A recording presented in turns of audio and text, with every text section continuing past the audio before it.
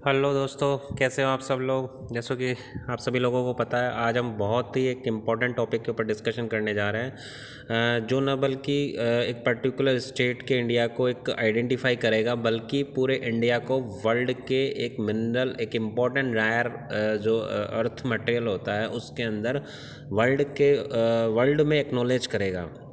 तो आज हम एक ऐसे इंपॉर्टेंट रायर मटेरियल के ऊपर डिस्कशन करने जा रहे हैं जिसके ऊपर कुछ ही कंट्रीज़ जैसे चाइना, साउथ अफ्रीका और कुछ जो लैटिन अमेरिका के कंट्रीज़ है उन्हीं का इसके ऊपर नियंत्रण है। और आज इसकी जो सर्चिंग है वो भारत में भी हुई है। आज हम एक बहुत इम्पोर्टेंट जो आर्टिकल है द हिंदू में छपा हुआ उसके ऊपर डिस्कशन करेंगे। साथ ही साथ कुछ इनपुट्स जो है वो जो हमारा रिसर्च वर्क है वो गूगल के भी कई इंपॉर्टेंट पेजेस से लिया गया है। साथ ही कुछ अन्य रिसोर्सेज से भी इसके अंदर एक इम्पॉर्टेंट इनपुट्स लिए गए।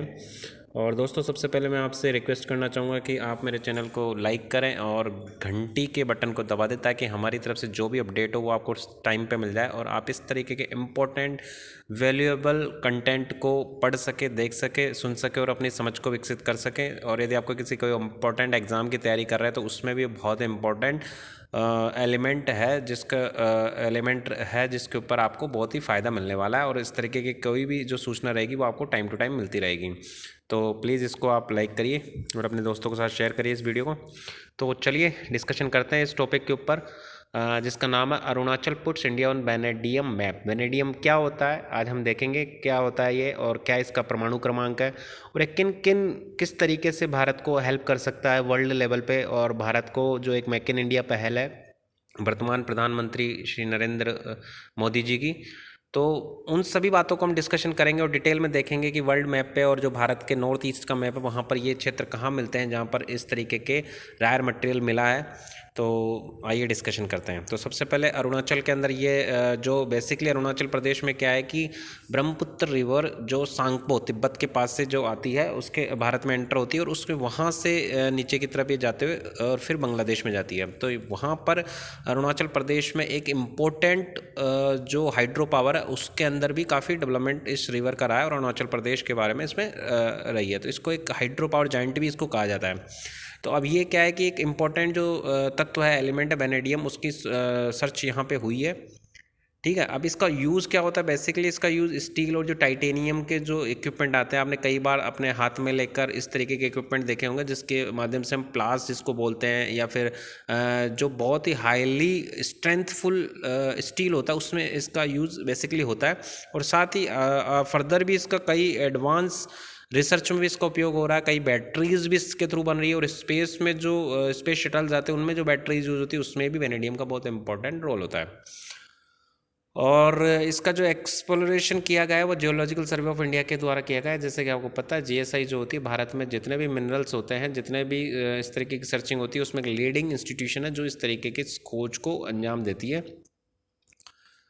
और ये आपको पता है कि ईस्टर्न साइड का जो हिमालय है उसके अंदर हमारा अरुणाचल प्रदेश पड़ता है, जिसके कुछ क्षेत्रों के ऊपर चाइना अपना हक भी दिखाता रहता है। वो क्यों दिखाता है उसके ऊपर भी हम डिस्कशन करेंगे, क्यों इतना इशू चाइना हमसे रखता है और क्यों वो अरुणाचल प्रदेश के ऊपर दावा करता है, जबकि अरुणाचल प्रदेश भारत का एक अभिन्न अंग था और है और वो भविष्य में भी रहेगा।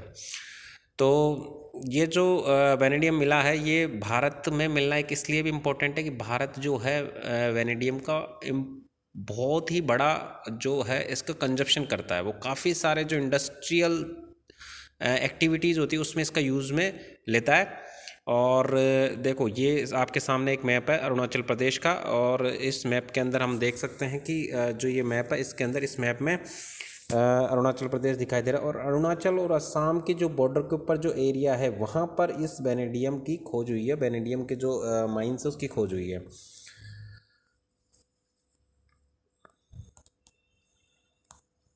अब इसको जीएसआई ने इसको खोजा है। तो जीएसआई ने जब इसको खोजा है तो इसमें कुछ इंपॉर्टेंट जो डेटा है रिलेटेड कि हम वर्ल्ड में जो 84,000 मीट्रिक टन्स वेनेडियम जो प्रोडक्शन होता है उसका 4% ऑफ जो वेनेडियम है वो हम कंजप्ट करते हैं, जबकि हमारा प्रोडक्शन जो था अभी तक वेनेडियम के मामले में जीरो था, बहुत ही कम था ही नहीं। ये मान सकते हैं कि हम भारत में इसको प्रोडक्शन कर ही नहीं पा रहे थे क्योंकि हम इसको आइडेंटिफाई नहीं कर पा रहे थे कि ये कहाँ पर है और इसका क्या किस तरीके से हम इसको निकाल पाएंगे, क्या इसका फ्यूचर वर्क रहेगा, रूपरेखा रहेगी, वो हम अभी तक भी नहीं पता कर पा रहे थे।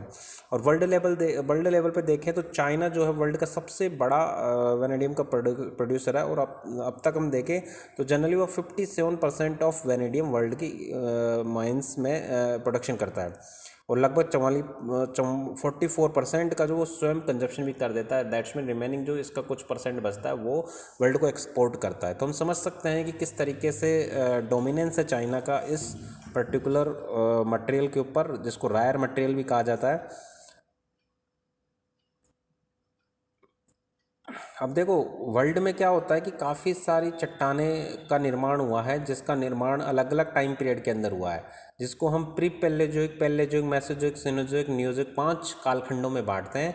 और जो सबसे पहला जो होता है प्री पैलेजोइक, उसके अंतर्गत जो आती है वो प्राचीन काल की चट्टानें आती हैं, जिसमें हमारे इंडिया में जो अरावली पर्वत श्रृंखला है वो उस टाइम पीरियड की चट्टानों के अंतर्गत आती है।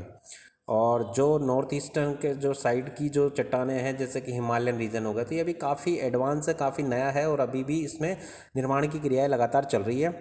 और ये जो अरुणाचल प्रदेश का मैप आप देख सकते हो, असम और अरुणाचल प्रदेश के मैप के अंदर जो पापम पारल जो एरिया है, यहाँ पर इस वेनेडियम की खोज हुई है। आप मैप में देख सकते हो, नीले रंग से हमने इसको मार्क भी किया है। इस जगह के ऊपर इस वेनेडियम माइंस की खोज हुई है। और ये जो एरिया है वो डेपो तमांग, ये कौन सा एरिया है आप इसको ध्यान रखो, डेपो तमांग ये एरिया है। और ये अरुणाचल प्रदेश के अंतर्गत जो पप्पम पेरा डिस्ट्रिक्ट है वहाँ पर ये डेपो तमांग एरिया है।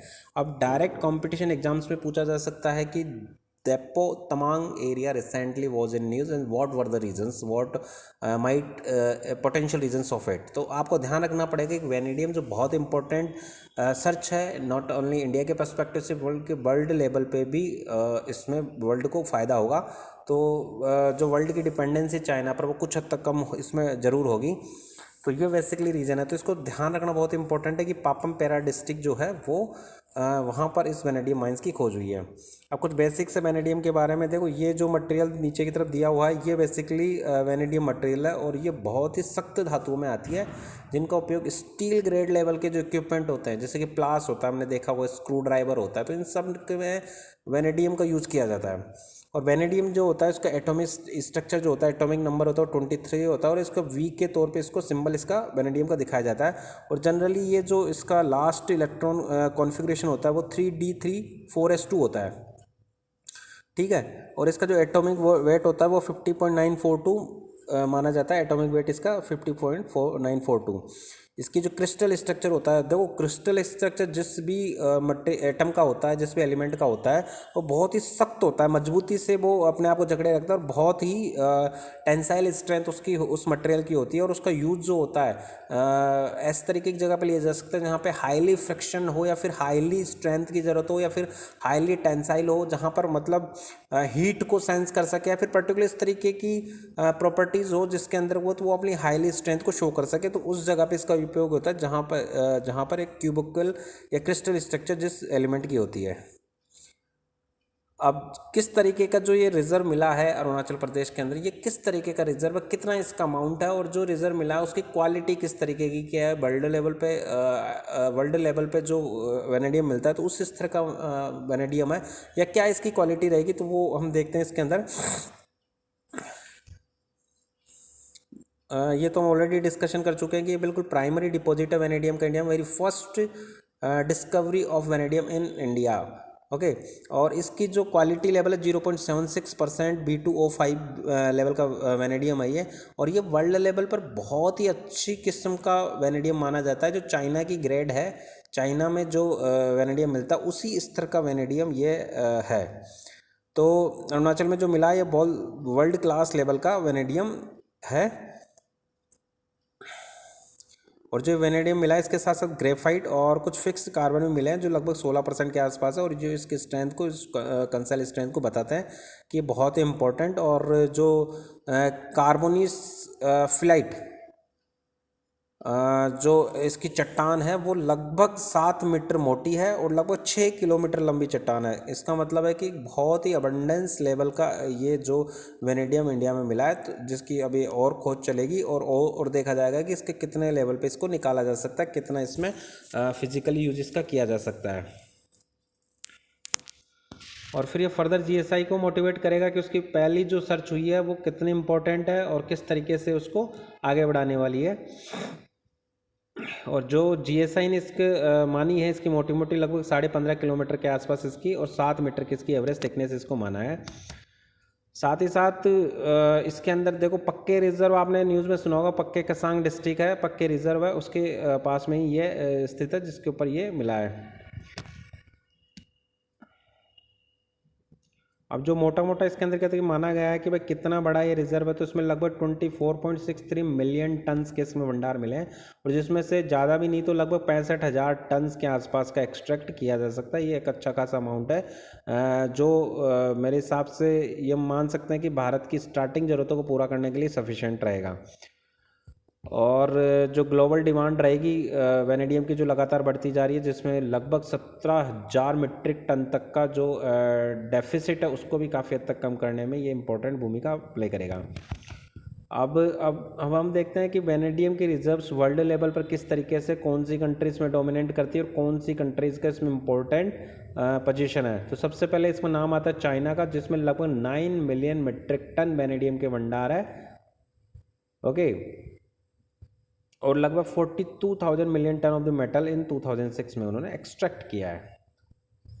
और इसमें सेकंड नंबर आता है रशिया का, रूस का, जिसने वेनेडियम के लगभग 5 मिलियन मीट्रिक टन के भंडार है। साउथ अफ्रीका के इसमें तीसरे नंबर में, जिसमें लगभग 3.5 मिलियन मीट्रिक टन के भंडार है, जिसको हम इस कर्व के माध्यम से देख सकते हैं, इस ग्राफ के माध्यम से, जिसमें साउथ अफ्रीका का रोल परसेंटेज वाइज देखें तो लगभग 25% और चाइना और रशिया का जो है वो परसेंटेज लगभग सेम सा है। हालांकि चाइना का एक्सट्रैक्शन ज़्यादा होता है और वो उसमें से अच्छा खासा एक्सपोर्ट भी करता है, अपनी जितनी आवश्यकता होती है उसको कंप्लीट करता है। और कुछ अदर कंट्रीज भी हैं जिनका भी रोल इसके अंतर्गत है 3%, जिसमें कुछ कजाकिस्तान और किर्गिस्तान जैसी जो सेंट्रल एशिया कंट्रीज है वहाँ पर भी कुछ हद तक वेनेडियम निकाला जा रहा है। अब बात आती है कि जो वेनेडियम है उसके क्या क्या यूजेज है, किस तरीके के इसके उपयोग आते हैं, वेनेडियम का क्या उपयोग हो सकता है और क्या फ्यूचर प्रोस्पेक्टस है, क्यों इंडिया के लिए इतना इंपॉर्टेंट है, क्यों अरुणाचल के जो जिस क्षेत्र में इसकी खुदाई हुई है, पैरा जो डैम्पैक जो डिस्ट्रिक्ट है वहाँ पे जो इसकी माइंस ये मिली है, तो उसका क्यों इतना इंपॉर्टेंटली इसको बताया जा रहा है।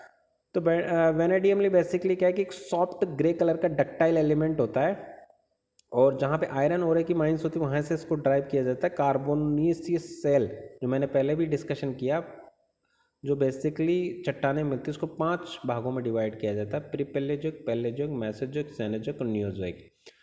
तो कार्बोनेसियस सेल जो होती है वहाँ से इसकी खुदाई की जाती है, बेसिकली वहाँ पे मिलता है और ये इसका काफ़ी ड्यूरेबल होता है और एक्सट्रीम टेम्परेचर को ये सहन कर सकता है, ये जो मटेरियल होता है। तो इससे एक हमें उम्मीद जगती है कि जो स्पेस शटल्स होते हैं वहाँ पे इसका उपयोग किया जा सकता है। साथ ही साथ जैसे जो इंफ्रारेड आती है उनसे बचाव करने में फ़ायदा करेगा।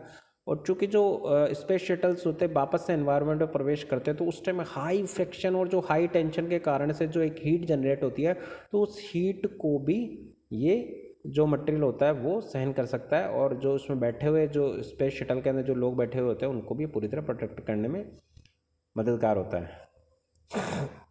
इसकी जो टेंसाइल स्ट्रेंथ होती है वो स्टील के अंतर्गत रेनफोर्स करके उसको और बढ़ाई जा सकती है। इसका यूज़ जो होता है बिल्डिंग्स में, टनल्स में, ब्रिजेस में यूज़ में इसको लिया जाता है। अब इसका बेसिकली यूज आप इस कर्व के माध्यम से समझ सकते हो कि सबसे ज़्यादा यूज जो होता है लगभग 86% तक यूज जो वेनेडियम का होता है वो किस किस इंडस्ट्रीज़ में जाता है, स्टील इंडस्ट्रीज़ में, क्योंकि टेंसाइल स्ट्रेंथ इसकी ज़्यादा होती है। कोर्सिव पावर मतलब जो लोहे के अंदर का जो जंग लगती है वो इस मटेरियल को मिलाने के बाद में काफ़ी कम हो जाती है। तो स्टील इंडस्ट्रीज़ में इसका काफ़ी ज़्यादा यूज है। 86% तक जो इसका यूज़ होता है स्टील इंडस्ट्रीज़ में होता है। और लगभग नॉन फेरस एलॉयज़ की बात करें तो वो 5% तक होता है। केमिकल सेक्टर, केमिकल इंडस्ट्रीज़ में इसका यूज़ जो 4% तक है और एनर्जी स्टोरेज में भी इसका यूज़ में किया जाता है। जो बैटरीज़ होती है, बैटरीज़ वगैरह में इसका यूज़ में आता है तो वो भी इसमें लगभग 5% तक इसका यूज़ में होता है। अब इसका कुछ कर्व के माध्यम से हम देख लेते हैं और क्या क्या यूज इसका रहता है। ये रस्ट फ्री रहता है, हम ऑलरेडी डिस्कशन कर चुके हैं कि जंग को ख़त्म करने में इसका इंपॉर्टेंट यूज होता है। और न्यूक्लियर एप्लीकेशंस में जैसे कि हम जानते हैं कि ये हीट को रोकने में मददगार होता है, हीट को, ये ड्यूरेबल होता है हीट के मामले, तो इसलिए इसका यूज़ कहाँ न्यूक्लियर एप्लीकेशंस में भी इसका उपयोग किया जाता है। और डाई फैब्रिक्स में भी इसका यूज़ में आता है।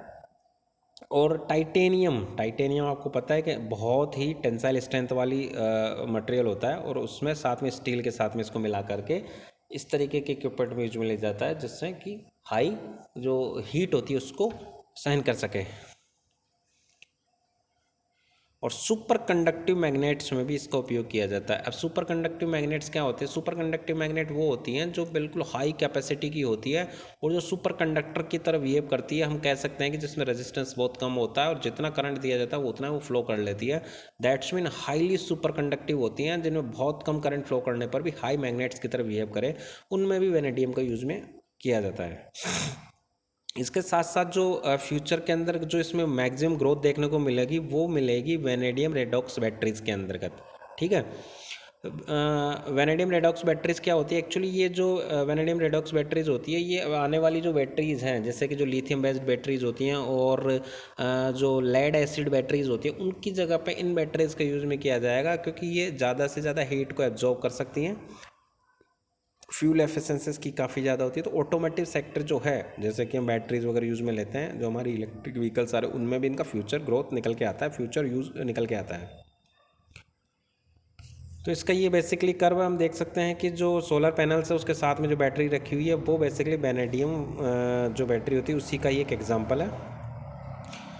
और इलेक्ट्रोलाइट टैंक में एक सिंपल एग्जांपल भी उसमें दिया गया है कि जनरेटर के साथ साथ जो लोड है, और इसमें जो वेनेडियम का यूज़ में लिया गया है वो नेगेटिव इलेक्ट्रोलाइट टैंक के लिए भी लिया गया है और पॉजिटिव इलेक्ट्रोलाइट टैंक के लिए भी लिया गया है। तो बैटरी सेक्टर में इसका बहुत इंपॉर्टेंट रोल रहेगा।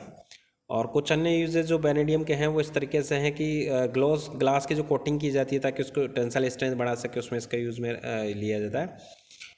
और वेनेडियम का जो बेसिकली यूज है वो स्टील को रोस्ट और कोरोजन फ्री करने के लिए भी इसका यूज़ में लिया जाता है, और इंफ्रारेड रेडिएशंस जो होते हैं उसको रोकने में ये काफ़ी हद तक सक्सेसफुल है वेनेडियम जो होती है।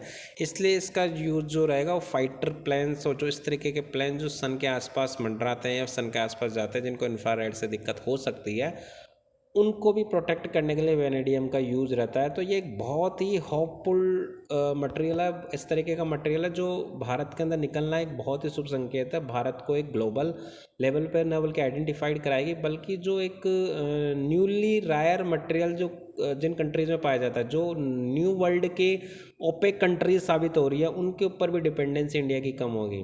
क्योंकि 80s में जब फ्यूल निकला था तो कुछ ओपेक कंट्रीज़ के पास में था, उन्होंने अपनी विदेश नीति से लेकर सभी प्रकार की जो वर्ल्ड लेवल में जो पॉलिटिक्स होती है उसको कंट्रोल करना चालू कर दिया था।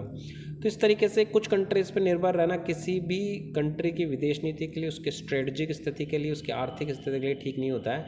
तो एक अच्छा संकेत है कि भारत में इस तरीके की एलिमेंट मिले हैं जिसका यूज़ न बल्कि भारत में फ़ायदे के लिए करेगा, बल्कि वर्ल्ड को भी वो एक्सपोर्ट करेगा और वर्ल्ड में एक एक्सपोर्ट लेवल पे वो आगे की तरफ बढ़ेगा। तो दोस्तों ये सब था वेनेडियम के बारे में, बेसिक मटेरियल मिला है जिसके बारे में था।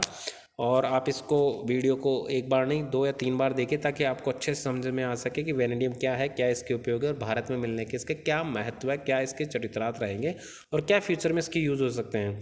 तो आप इस वीडियो में लास्ट तक बने रहे उसके लिए थैंक यू। और मैं एक बार फिर आपसे रिक्वेस्ट करना चाहूँगा कि आप हमारे चैनल को लाइक करिए, इस चीज़ को शेयर करिए, और कोई कमेंट हो, किसी प्रकार का कोई डाउट हो वेनेडियम के बारे में या फिर किसी भी एलिमेंट के बारे में या फिर किसी भी टॉपिक के बारे में जो टेक्निकली आपको लगता हो कि जिस पे हमें वीडियो बनाना चाहिए, तो आप हमें मैसेज करके बताएं, हम ज़रूर उस पर वीडियो बनाएंगे। तो प्लीज़ इसको शेयर करिए अपने दोस्तों के साथ में, चैनल को लाइक करिए और घंटी के बटन को दबा दीजिए ताकि जो भी अपडेट हमारी तरफ से रहे वो आपको टाइम पे मिल सके। थैंक यू दोस्तों, लास्ट तक हमारे साथ बने रहने के लिए।